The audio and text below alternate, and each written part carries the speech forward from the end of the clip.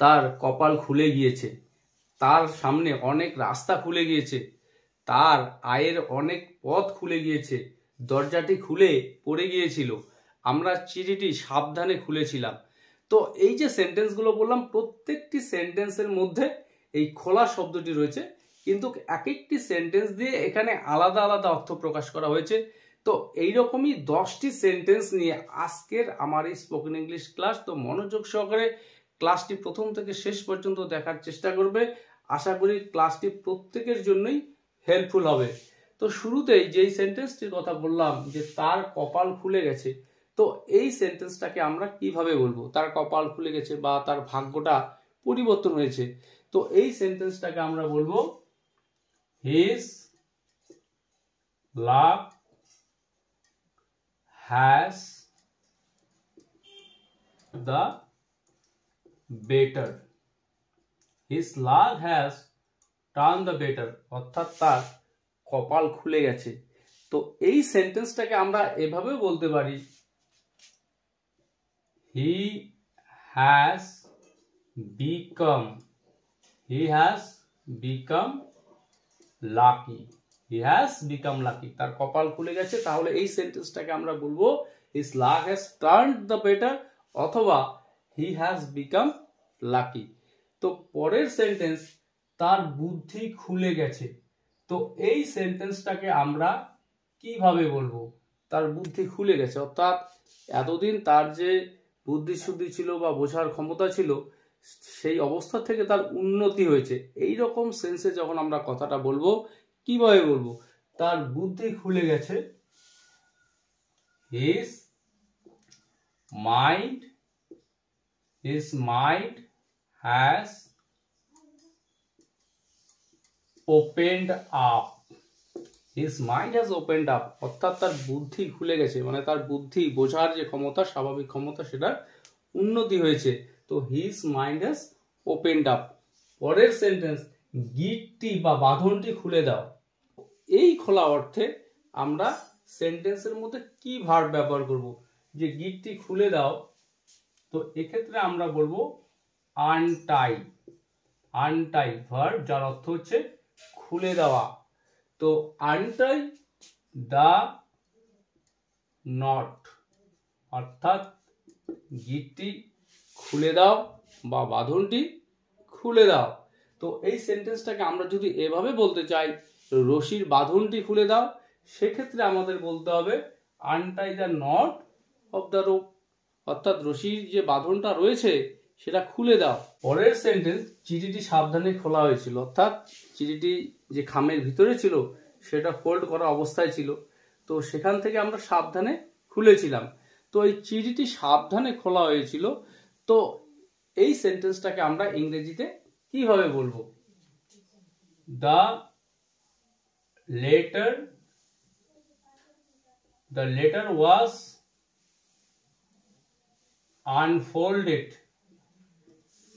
The letter was unfolded, অর্থাৎ ভাঁজ করা অবস্থায় থাকে, সেটা ফোল্ডেড অবস্থায় ছিল। তো দ্য লেটার ওয়াজ আনফোল্ডেড, অর্থাৎ ভাঁজটাকে খোলা হয়েছিল।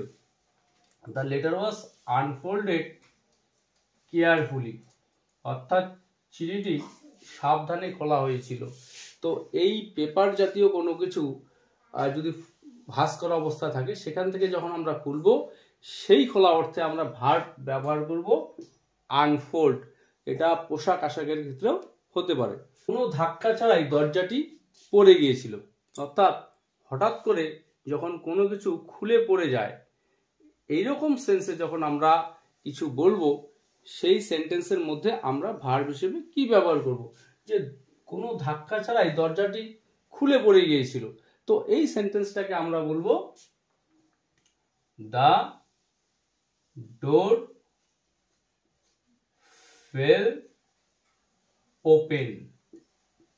দ্য ডোর ফেল ওপেন, কোনো ধাক্কা ছাড়াই, তো without any push. Door fell open without any push, অর্থাৎ কোনো ধাক্কা ছাড়াই দরজাটি খুলে পড়ে গিয়েছিল। পরের সেন্টেন্স, পুরনো বইটির বাঁধন খুলে পড়ে গিয়েছিল, অর্থাৎ বইয়ের উপরের যে বাঁধনটা থাকে সেটা খুলে পড়ে গেছে, অর্থাৎ কোনো কিছু যখন কোনো কিছু থেকে আলগা হয়ে যায় বা ছিঁড়ে পড়ে যায়, এইরকম সেন্সে যখন আমরা সেন্টেন্সটা বলবো, সেই সেন্টেন্সগুলোকে কিভাবে বলবো? পুরনো বইটির বাধাই খুলে পড়ে গিয়েছিল। The old books binding came apart. The old books binding came apart, অর্থাৎ পুরনো বইটির বাঁধন খুলে পড়ে গিয়েছিল। তো পরের সেন্টেন্স, তার আয়ের অনেক পথ খুলে গিয়েছিল, মানে অনেক অপশন ছিল, অনেক পথ, অর্থাৎ সে চাইলে চাকরি করতে পারতো, ব্যবসা করতে পারতো। তো তার আয়ের অনেক পথ খুলে গিয়েছিল, রাস্তা খুলে গিয়েছিল। তো এই সেন্টেন্সটাকে আমরা কিভাবে বলবো? Many avenues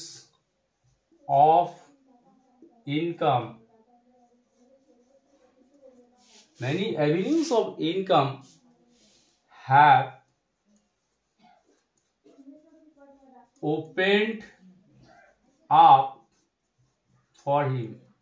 Many avenues of income have opened up for him. তার আয়ের অনেক রাস্তা খুলে গিয়েছিল। সেন্টেন্স, সেখানে যাওয়ার রাস্তা এখন খোলা, অর্থাৎ এখানে রাস্তা বলতে রোড এর কথা বলা হচ্ছে। তো সেখানে যাওয়ার রাস্তাটা এখন খোলা, অর্থাৎ কিছুদিন আগে রাস্তার কাজ চলছিল, রাস্তা বন্ধ ছিল বা অন্য কোনো কারণে বন্ধ ছিল, সেটা এখন খোলা। তো এইরকম সেন্সে যখন আমরা বলবো, কথাটাকে কিভাবে বলবো? সেখানে যাওয়ার রাস্তা এখন খোলা। The road to get there has been opened now. Road to get there has been opened now. সেখানে যাওয়ার রাস্তা এখন খোলা।